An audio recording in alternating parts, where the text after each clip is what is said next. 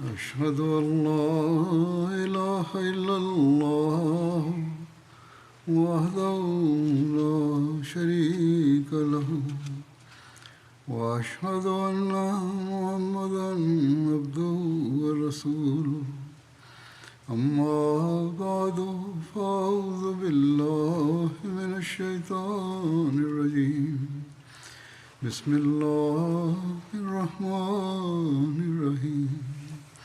الحمد لله رب العالمين الرحمن الرحيم مالك يوم الدين إياك نعبد وإياك نستعين اهدنا الصراط المستقيم صراط الذين أنعمت عليهم غير المغضوب عليهم ولا الضالين. چې نن به چې د کومې سریه ذکر کوم نو دا د حضرت منذر بن عمرو سریه یا د بیر مونه سریه بلل کېږي. دا دردناکه حادثه هم په 4 هجري کال کې شوې وه. د ځینو په خیال دا سریه د رجې نه مخکې او د ځینو په خیال دا د رجې نه پسته شوې وه. دا واقع هم د رجې د سریې په شان د دشمن د بدعهدۍ او د صفاقۍ بدترینه نمونه ده. دغه سریې ته سریه بیر مونه ویل کېږي. بیر مونه د مکې نه د مدینې چې کومه لاره ده په هغې باندې د بنو سلیم په علاقې کې یو کوی و او د دغې نامې علاقه هم وه. په دغه وجه د دې نامه د بیر مونه سریه مشهوره شوې ده. د دغه سریې امیر حضرت منذر بن عمرو او ځکه دغه سریې ته د حضرت منذر بن عمرو سریه هم ویل کېږي. همدغه شان د سیرت القرآ هم ویل کېږي ځکه چې دې چې کوم صحابه تلي وو هغوی ټول زلمي وو او د قاریان وو د قرآن، نو ځکه به خلکو هغوی د قرآ په لقب یادول. د دغه سریې د پس منظر باره کې حضرت مرزا بشیر احمد صاحب لیکي چې د سلیم د غطفان د قبیلې عربو په منځ کې یوه اوچته علاقه والته دی آباد وو او د مسلمانانو خلاف دوی د مکې د قریشو سره هم سازشونه کول او ورو ورو د دغه شرپسندو قبایلو شرپسندي زیاته ده او دا ټوله د علاقه چې کومه وه دا د اسلام د دشمنۍ په زهر باندې زهرجنه شوې وه. نو دغه ورځو د کومه چې دا لیکلی شوي دي چې دغه موږ ذکر کوو، یو تن ابو برا عامري چې د عرب د منځنۍ برخې یوې قبیلې د بنو عامر رئیس و. هغه د رسول کریم په خدمت کې ملاقات لپاره راغلو او رسول کریم ډېر په نرمه او شفقت سره هغه ته د اسلام تبلیغ وفرمایلو او هغه هم ډېر په ظاهره په شوق او په توجه د هغوی تقریر واورېده خو مسلمان شوی نه و. خو هغه رسول کریم ته دا عرض وکړو چې تاسو ما سره خپل یو څو اصحاب د نجد طرف ته راولېږئ چې هلته به هغوی بیا د نجد په خلکو کې د اسلام تبلیغ کوي او دا ماته امید دی چې د نجد خلک به ستاسو د دعوت رد کوي نه. رسول کریم ورته وفرمیل چې زه د نجد په خلکو باندې اعتماد نه کوم، اعتماد نه لرم. نو ابو برا ورته وویل چې تاسو بیخي فکر مه کوئ، زه د دې د حفاظت ضامن یم د کوم خلک به چې تاسو لیږئ. او چونکې ابو برا د یوې قبیلې رئیس و او اثردار تن و نو ځکه د هغه په اطمینان ورکولو رسول کریم یقین وکړو د صحابه یوه ډله د نجد طرف ته روانه کړه. دا د تاریخ روایت دی او بخاري په روایت کې راځي چې د ریلو د زکوان قبیلې چې د بنو سلیم مشهوره چې کومه قبیله دغه خاخونه دي د یو څو کسان د رسول کریم په خدمت کې حاضر شو او د اسلام اظهار وکړو، خواست وکړو چې زموږ کام کې چې کم خلک د اسلام دشمنان دي نو د هغې خلاف زموږ د امداد لپاره یو څو کسان روان کړي. حضور فرمایي چې دلته دا تشریح نه ده راغلی چې کم قسمه امداد د غوښتو تبلیغي یا فوجي. بهرحال رسول کریم دا کسان بیا روان کړي وو دغه ډله.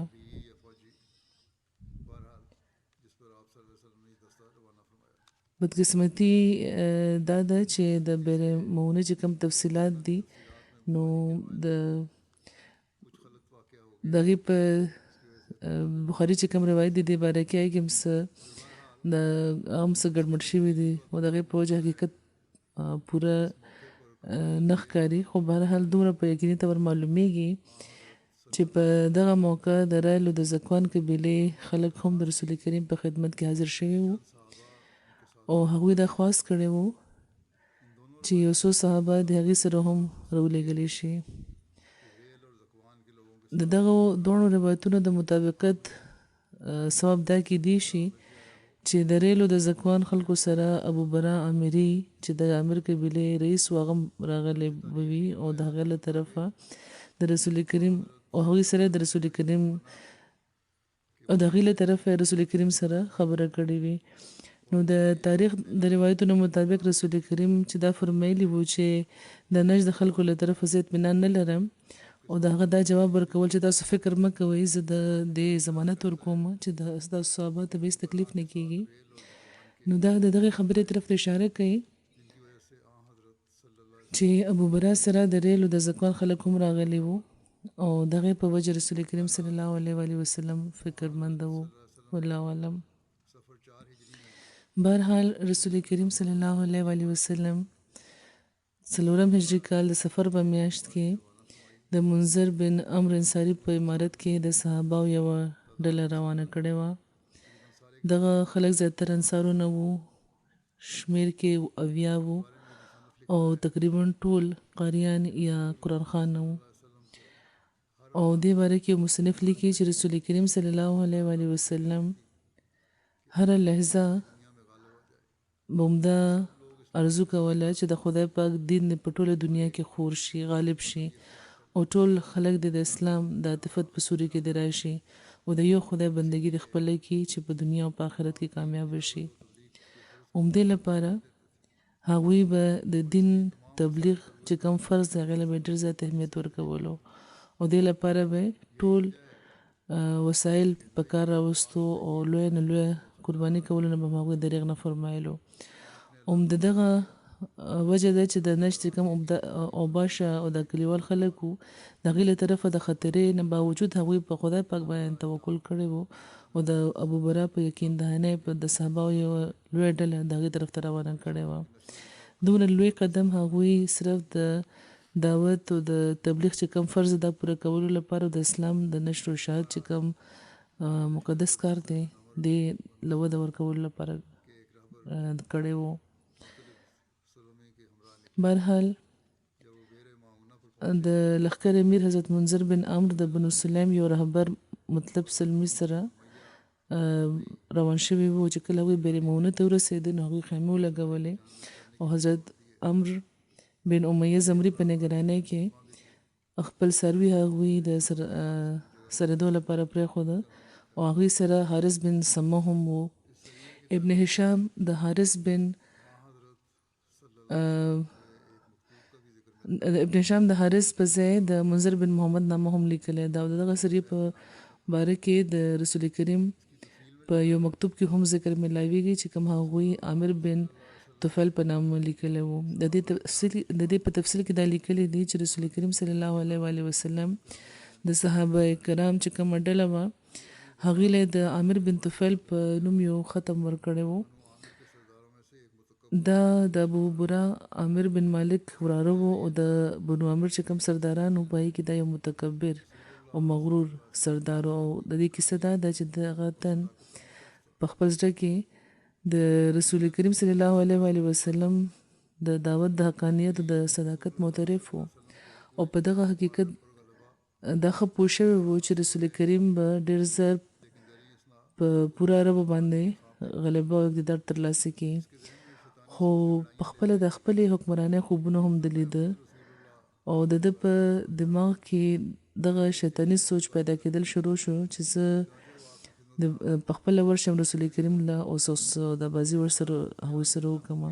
نو هغه د هغې په خدمت کې حاضر شو، ورته ووایي چې زه تاسو له اختیار در کوم چې تاسو په کلیوالو باندې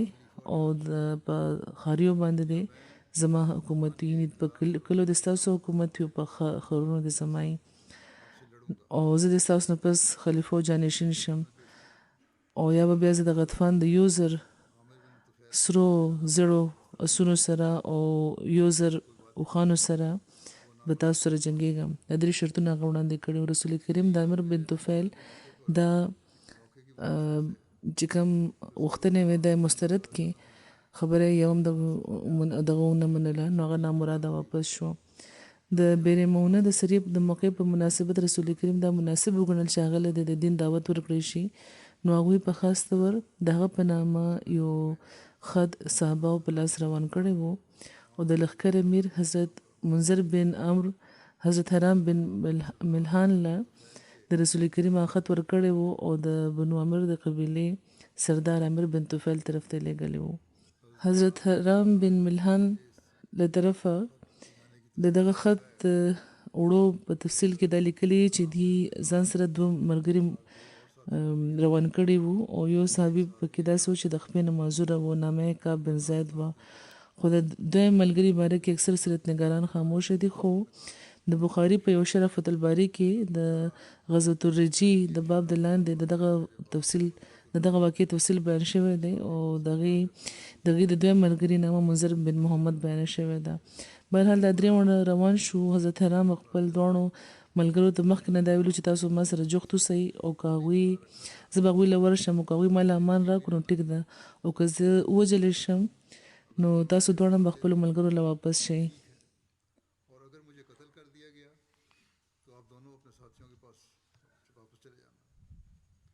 او دې نه پس هغوی په خپله ډېر په نره د خدای پاک دشمن د امیر بن طفیل له ورغلو، او هغه د بنو امیر یو څو کسانو سره ناست و، او هماغه حرام هغوی ټول مخاطب کړ، ورته وویل چې تاسو ماله په دغه خبره امان راکوئ چې زه د رسول کریم خط تاسو ته درولېږم. نو هغوی وویل چې موږ تاسو له امان درکوو. او حرام بیا هغوی سره خبرې شروع کړې. د موسی بن عقبه په روایت کې دی چې حرام دغې مخې ته د رسول کریم خط لوستل شروع کو. په تاریخ طبري کې دی چې حرام ها خلکو ته خطاب فرمایلو، او دا ورته وویل چې د بیر مونه خلکو، زه تاسو له د خدای د رسول د پیغمبر په تور راغلی یم، او زه ګوی ورکوم چې د خدای پاک نه بغیر یو معبود نشته، او محمد صلی الله علیه و وسلم دغه بنده او رسول دی.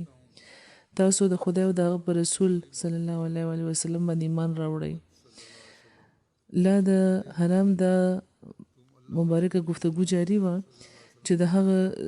چې هلته چې کوم خلک موجود و هغوی د خپل د خوب باطن مظاهره وکړه، او هغوی خپل یو تن ته اشاره وکړه. هغه فورا د حرام شاته ورغلو، او په هغې باندې د نیزې سره حمله وکړه چې د هغې د بدن نه ار پار شوه. او په یو روایت کې دا راغلی دی چې حرام خط چې امیر بن طفیل له یوړو، نو هغه ظالم د خط کتل هم خوښ نه که، او حمله یې پرې وکړه، هغه یې شهید که. بهرحال چې کله د حضرت حرام په راتلو کې وخت تیر شو، نو مسلمانان هغې پسې ورغله، او مخکې چې هغوی لاړل نو هغوی هغه ډلې سره مخ شو چې د حملې لپاره را روانه وه. هغوی مسلمانان ګیر که، او دشمن په شمېر کې زیات و. نو د رسول کریم صلی الله علیه و وسلم جنګ شروع شو، د رسول کریم صلی الله علیه و وسلم اصحاب شهید کړی شو. په دغه سریه کې د حضرت عامر بن فهیره د شهادت ذکر داسې ملاویږي چې دا د حضرت ابوبکر ذات کړي غلام و. دوی ته دا اعزاز هم ترلاسه و چې رسول کریم صلی الله علیه و وسلم او حضرت ابوبکر سره د مدینې په هجرت کې دوی شامل وو. دوی هم د بیر مونه په وخت شهید شوي وو، او چې کله دوی هم د بیرمونه په وخت شهید شوي وو چې کله هغه خلک بیرمونه کې وجل شوي وو. حضرت عمرو بن امیه زمری هم وجل شو. نو عامر بن طفیل دینه تپوس وکړو چې دا څوک دي، نو د مقتول طرف ته اشاره کړې وه. نو عمرو بن امیه ورله جواب ورکړو چې دا عامر بن فهیره دی. نو عامر بن طفیل وی چې ما عامر بن فهیره ولیدو چې هغه د وجل کېدو نه پس د اسمان طرف ته اوچت کړی شو. دا لا مسلمان شوی نه او د نظاره لیدلې وه. ویان تر دې چې زه اوس هم دا ګورم چې اسمان د هغې او د ځمکې ترمنځ دی. بیا هغې په ځمکه راکوز کړی شو. نبی کریم صلی الله علیه وسلم ته د هغوی خبر ملاو شو او رسول کریم صلی الله علیه وسلم د هغوی د وژل کېدو خبر صحابه له ورکړو. دی ورته وفرمایل چې ستاسو ملګري شهید شو او هغوی خپل رب ته دا دعا کړې ده چې زموږ ربه زموږ باره کې زموږ وروڼه خبر که چې موږ تا نه خوشحاله شو، راضي شو، ته موږ نه راضي شوې او خوشحاله شوې. نو خدای پاک د دې باره کې بیا ویلي وه. ته دا د صحیح بخاري روایت دی. حضرت عامر بن فهیره چا شهید کړي وو دې باره کې اختلاف د ځینې روایتونو کې دي چې عامر بن طفیل لګې شوی دوی شهید کړي وو، او یو بل روایت نه معلومیږي چې جبار بن سلمه لګې شوی دوی شهید کړي وو. حضرت مسلم موعود رضی الله تعالی عنہ د حضرت عامر بن فهیره د شهادت ذکر کې ولیکي چې د اسلام د تورې په زور فتح نه دی بیا مونته، بلکې اسلام د هغه اعلی تعلیم په ذریعه فتح بیا مونته دی چې په زړونو کې ورکوز شي او په اخلاق کې یو د اعلی درجه تغیر پیدا کوي. یو صحابي وایي چې زما د مسلمانېدو وجه صرف دا وه چې زه په هغه کام کې یو مېلمه په طور ایثار وم چا چې غداري کړې وه او د مسلمانانو 80 قاریان شهیدان کړي وو. کله چې هغوی په مسلمانانو حمله وکړه نو هغې کې یو څو خو په غر وخته او ځینې داسې وو چې هغې مقابلې ته ودرېده، او چونکې دشمن شمېر کې ډېر زیات وو او مسلمانان ډېر لږ وو او بې وسله وو او بې سر و سامان هم وو، نو هغوی ټول مسلمانان وار په وار ټول ووجل، شهیدان یې کړه. آخر کې صرف یو صحابي پاتې شو چې په هجرت کې رسول کریم صلی الله علیه وسلم سره شریک وو او د حضرت ابوبکر رضی الله تعالی عنہ آزاد کړي غلام وو او د هغوی نوم عامر بن فهیره وو. ډېر خلک راغونډ شو، هغوی ونیوه او یو تن لګې شو په زور یې نیزه د هغې په سینه کې ووهله او څنګه چې نیزه هغې ته ولګېده نو د هغې د خولې نه بې اختیاره دا فکره راووته چې فزت ورب الکعبه، چې قسم مې د کعبې د رب چې زه کامیابه شم. دا بیان کوونکی وي چې دا مسلمان نه و هغه وخت چې کله ما د هغې د خولې نه دا فکره واورېده نو زه حیران شوم او ما وی چې دا تن د خپلو خپلوانو نه لرې دی،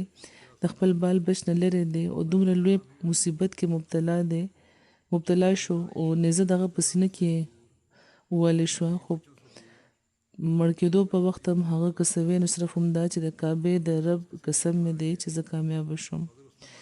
نو چېرته دا لیونی خو نه نو ما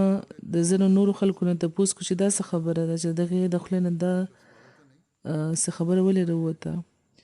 نو هغوی راته وویل چې ته خبر نه یې چې دا مسلمانان اصل کې لیوني دي چې د خدای پاک په لاره کې وژلې کېږي نو دوی دا ګڼي چې خدای د هغې نه راضي شو او دوی کامیابي ترلاسه کړه. دوی وایي چې زما په طبیعت باندې د دې دومره اثر وشو چې ما فیصله وکړه چې زه به د دغو خلکو مرکز به ځم ګورم به او په خپله به د دې د مذهب مطالعه کوم. نو زه مدینې ته ورغلم او مسلمان شوم چې تعلیم مې واورېدو. صحابه وایي چې د دغې واقعې چې یو تن چې دغه په سینه کې نیزه والې کېږي او د وطن نه ډېر لرې دی، یو خپلوان ورسره جخت نشته او د هغه د خولې نه چې دا راوځي چې فزت ورب الکعبه، دغه په طبیعت باندې د دې دومره اثر و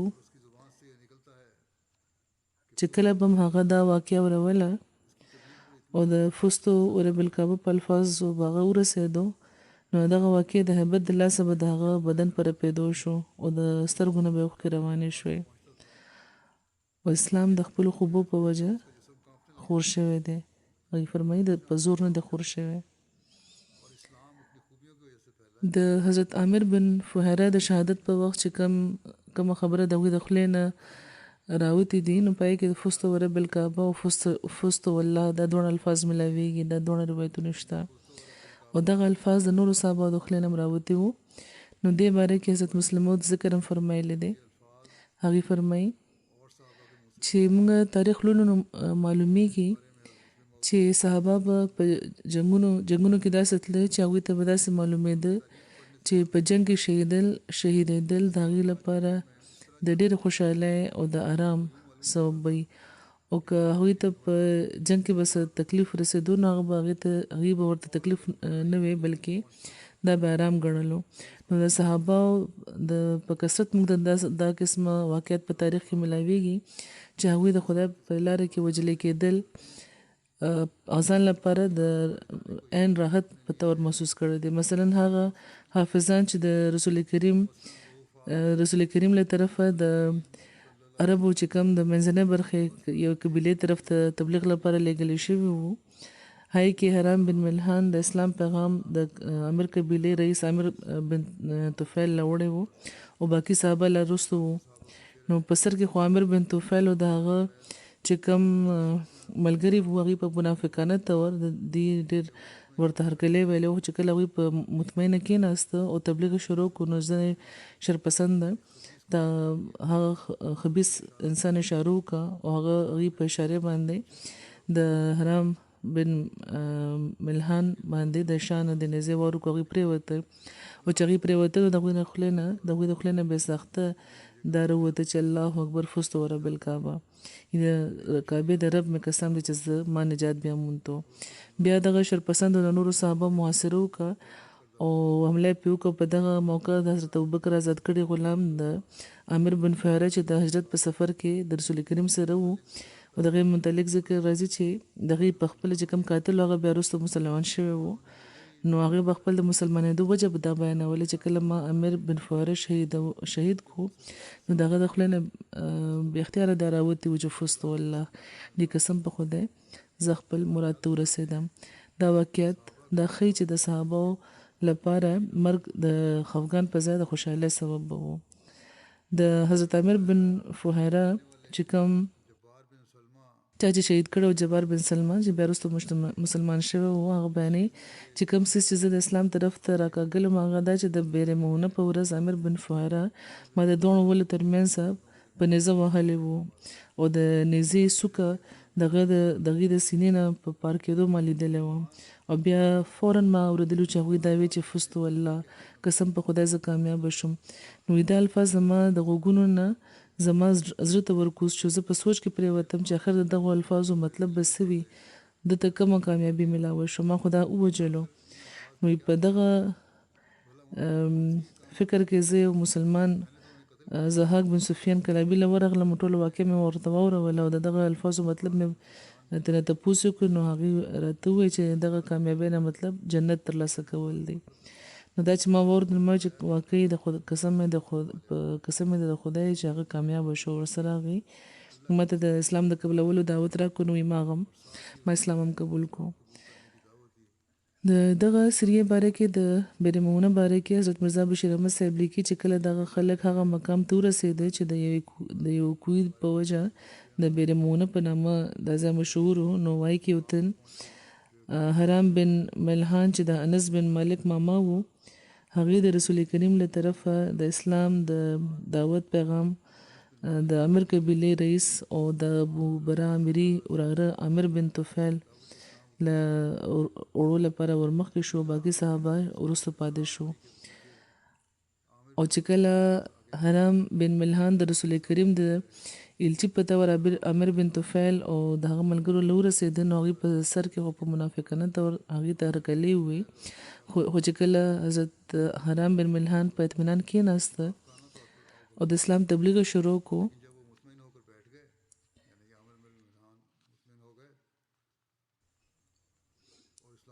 نو هغې کې ځینې شرپسند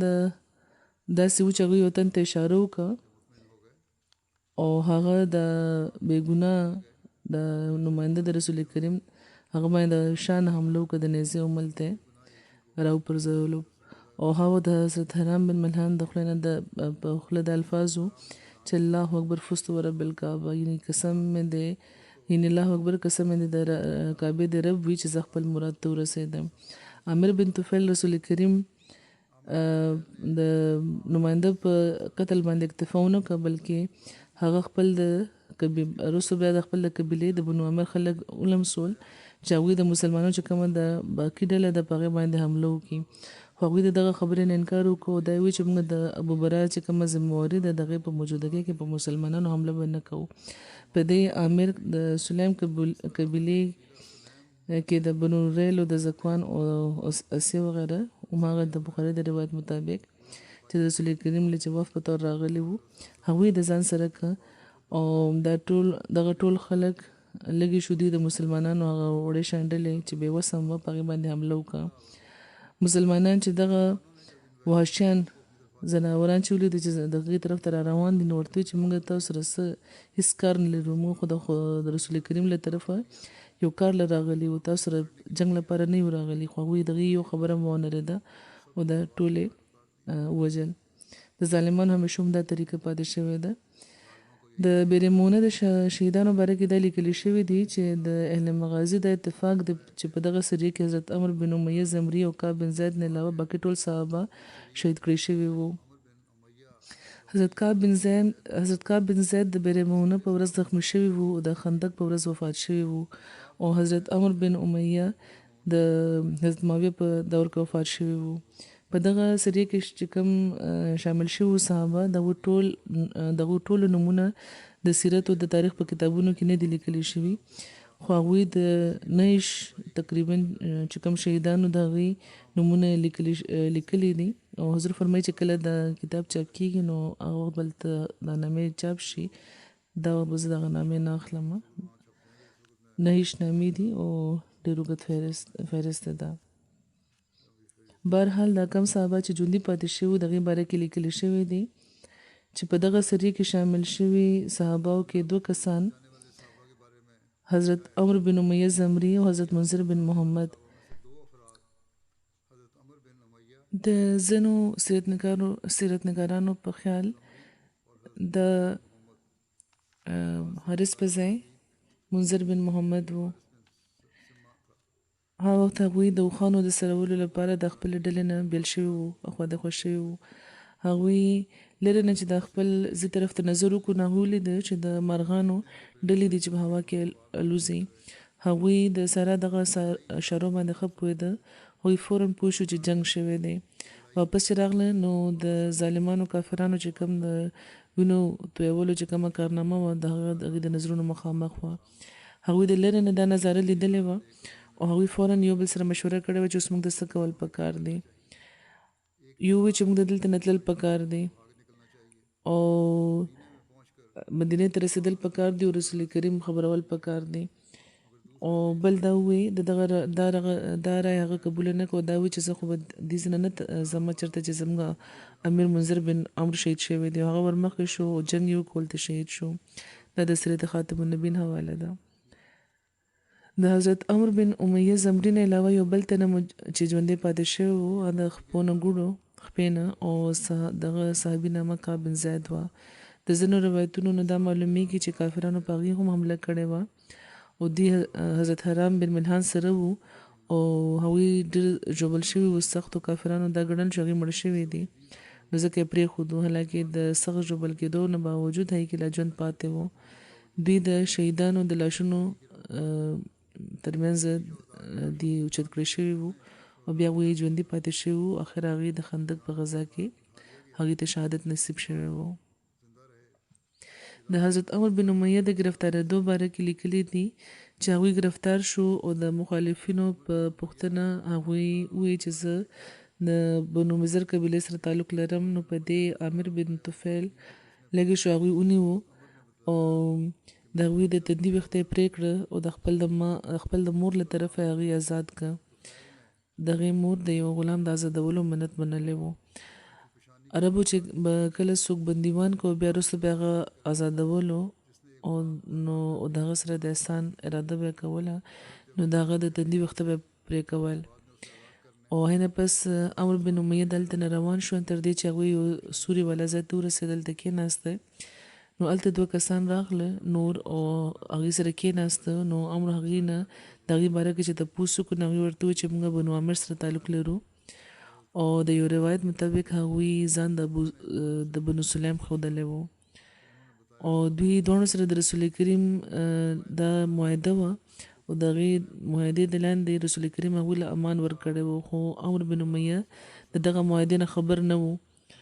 نو هغوی انتظار کولو چې دوی دې وده شي او چې کله هغوی له خوبه راغلو نو حضرت عمر لږې شو هغې دواړه یې ووژل او په د هغې په ذهن کې هغه د خیال و صرف چې ما د دې په ذریعه د بنو عامر نه د صحابهو بدل واخیستو او چې کله حضرت عمر رسول کریم نه ورغله او هغوی خبر کړه دغه واقعې نه او دغه د دواړو کسانو د وژلو خبر هم ورکو واورولو نو رسول کریم ورته وفرمیل چې تا دوه داسې کسان ووژل چې د هغې به اوس موږ تاوان ورکوو دیت به یې ورکوو نو رسول کریم بیا د هغې دیت ورکړی و رسول کریم د صحابهو د قتل واقعې باره کې فرمایلي چې دا د ابوبرا حرکت دی همدې لپاره ما دا نه خوښول چې زه صحابه د هغه سره ولېږم ما ته دا اندېښنه وه چې چېرته دا قبیلې صحابهو ته نقصان ونه رسوي چې کله ابوبرا خبر شو چې د هغه وراره عامر بن طفیل د هغه پناه او امان پاماله که نو هغه د ډېره صدمه شوې وه او رسول کریم د صحابه چې کوم د دې په وجه انجام شوی و په هغې هم هغه ته صدمه وه نو د ابوبرا زوی ربیعه په عامر بن طفیل حمله وکړه چې د هغه تربور و او ربیعه لږې شو عامر په نیزې وویشتو او هغه نیزه د هغه په پتون لګېدلې وه او عامر بیا چغه کو دا وی چې که زه مړ شم نو زما قتل به د ابوبرا په سر وي او که زه ژوندی پاتې شم نو زه به دا معامله خپله په خپله وګورم خو عمر بن طفیل د دغه حملې نه پس هم ژوندی و او د رسول کریم بددعا ورته لګېدلې وه او د طاعون بیماري هغه ته شوې وه او د دې په وجه هم د کفر په حل کې مړ شوی و بهرحال حضور فرمایي چې ابوبرا هم په دې کې شریک دی سر کې هغه ته پکارو چې راغلی وي او دغه خلک یې ودرولی وي او تر څو چې د ابوبرا یعنې د عامر بن مالک تعلق دی نو د هغه باره کې دواړه قسمه خبرې ملاویږي ځینو عالمانو هغه په صحابه کې شمیرلی دی لکه څنګه چې یو روایت کې دی چې ابوبرا عامر بن مالک د بنو بکر او د بنو جعفر 15 کسانو سره رسول کریم له راغلی و نو نبی کریم صلی الله علیه وسلم عامر بن مالک او زحاق بن سفیان کلابی په بنو بکر او په بنو جعفر باندې عاملان مقرر کړي وو دا روایت دلالت کوي چې دا رسو مسلمان شوی وو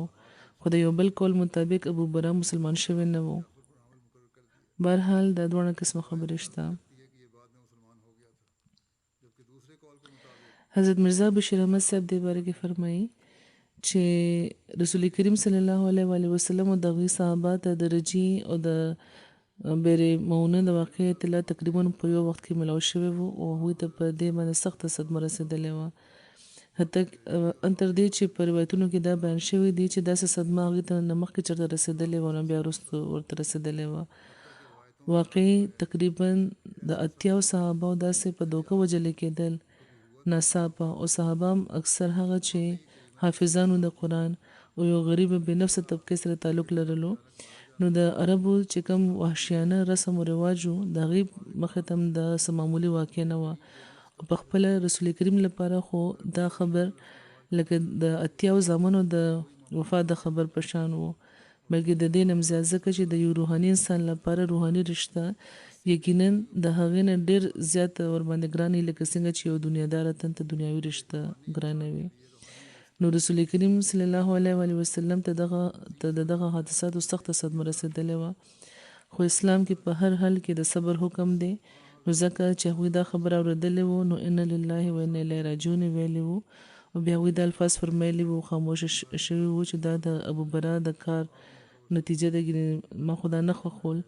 چې دا دوی ولېږم او د نجد خلکو له طرفه ما اندېښنه لرله نو د بیرمونه درجې د واقعاتو نه د عربو د قبایلو د هغه انتهایی درجې د بغض او د عداوت پته چلی چې کومه هغوی د اسلام او د اسلام منونکو باره کې په خپلو زړونو کې لرله او دغه خلکو ان تر دې چې د اسلام خلاف ذلیل ترینه قسمه د دروغ او د دوکو او د فریب نم سپریز نه لرلو او مسلمانان باوجود لدی چې هغوی ډیر هوښیار او د بیدار مغز وو خو ځینې وخت د خپل مؤمنانه حسن ظن په وجه هم دغې په جال کې بګیر شو. حافظان د قرآن مزګزاره تهجد خانه او د جماعت په یو ګوډ کې ناز خدای نامه اخیستونکي بیا غریب او مفلسه د فاقو وهلي دغه خلکو چې دغه ظالمانو د دین د زده کړې په بانه خپل وطن ته راوختي وو او چې کله هغوی د میلمنو په حیثیت کې دغې وطن ته ورسېدو نو ډېر په بېرحمۍ دی وجلې وو. رسول کریم ته دغه واقعاتو چې څومره هم صدمه شوې وې هغه د خو د هغه وخت هغوی د رجیع او د بیرمونه چې کوم قاتلانو دغې خلاف هغوی جنګي کاروایی نه و فرمایلی. د رجیع او د بیرمونه د واقعاتو نه پس رسول کریم تر یو میاشته پورې په مونځ کې قنوت فرمایلی و او د یو روایت مطابق رجیع د واقعو د بیرمونه چې کومه سانحه وه دغې علمناکه خبر رسول کریم له په یو شپه میلاو شوی و. په دغو دواړو واقعاتو کې صحابه په دوکه او په غدارۍ وژل شوي وو. په رجیع کې صرف 10 صحابه وو خو په د بیرمونه په سریه کې 80 صحابه وو چې په صرف 2 باقي ژوندي پاتې شوي وو. نو ځکه رسول کریم ته د بیرمونه په واقع دومره سخت خفګان او دومره غم هغې ته رسېدلی و چې دغې اندازه د دغې روایت نه معلومېدی شي اندازه لګېدی شي چې حضرت انس بیانوي چې ما هېچېرې نه و لیدلی چې رسول کریم په یو خبره دومره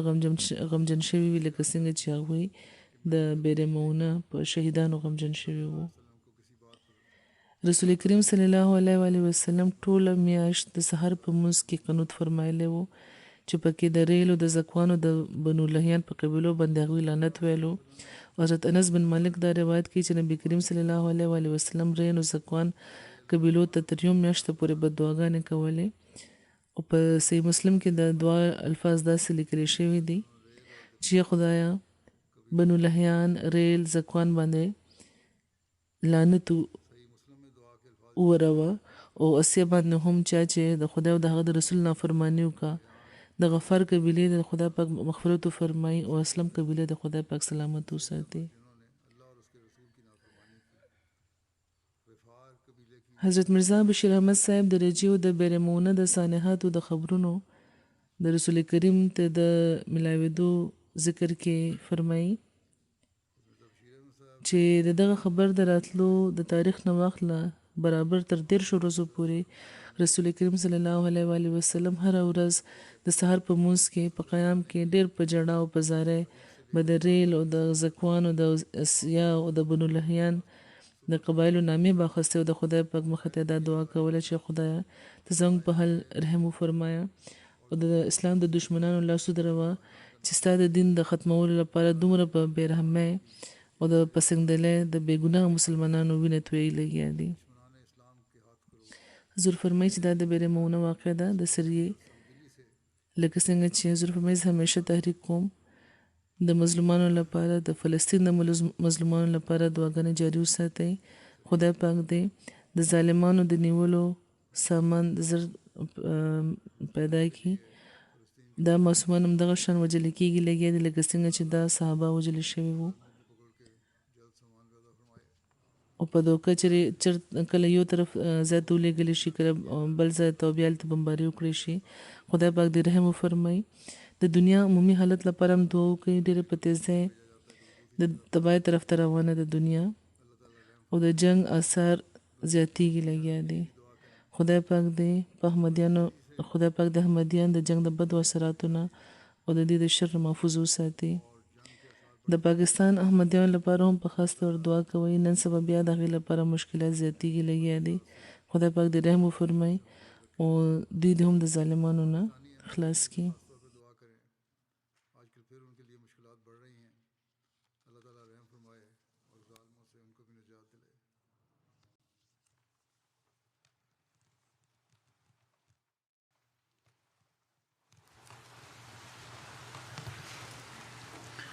الحمد